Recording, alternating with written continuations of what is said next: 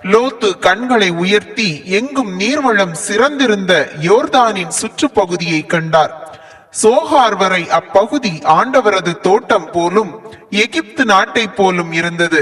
சோதோம் கோமோராவை ஆண்டவர் அழிப்பதற்கு முன் அது அவ்வாறு இருந்தது.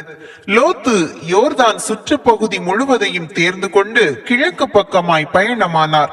இவ்வாறு ஒருவரிடமிருந்து பிரிந்தனர். ஆபிராம் கானான் நாட்டில் வாழ்ந்து வந்தார்.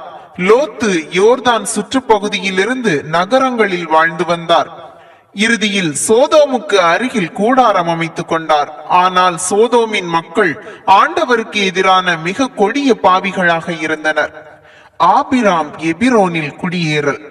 லோத்து ஆபிராமிடமிருந்து பிரிந்த பின் ஆண்டவர் ஆபிராமை நோக்கி, நீ இருக்கும் இடத்திலிருந்து உன் கண்களை உயர்த்தி வடக்கே தெற்கே கிழக்கே மேற்கே பார். ஏனெனில் நீ காணும் இந்த நாடு முழுவதையும் உனக்கும் உன் வழிமரபினருக்கும் என்றென்றும் கொடுக்க போகிறேன். உன் வழிமரபினரை பூவுலகின் மண்ணை போல பெருக செய்வேன். ஆகவே பூவுலகின் மணலை ஒருவன் எண்ண முடியுமானால் உன் வழிமரபினரையும் எண்ணலாம். நீ எழுந்து இந்நாட்டின் நெடுகிலும் குறுக்கிலும் நடந்து பார். ஏனெனில் இதை நான் கொடுக்க போகிறேன் என்றார். ஆகவே ஆபிராம் தம் கூடாரத்தை பிரித்துக் கொண்டு எபிரோனில் இருந்த மம்ரே என்ற கருவாலி மரத்தோப்பருகில் வந்து வாழ்ந்தார். அங்கே ஆண்டவருக்கு ஒரு பலிப்பீடம் எழுப்பி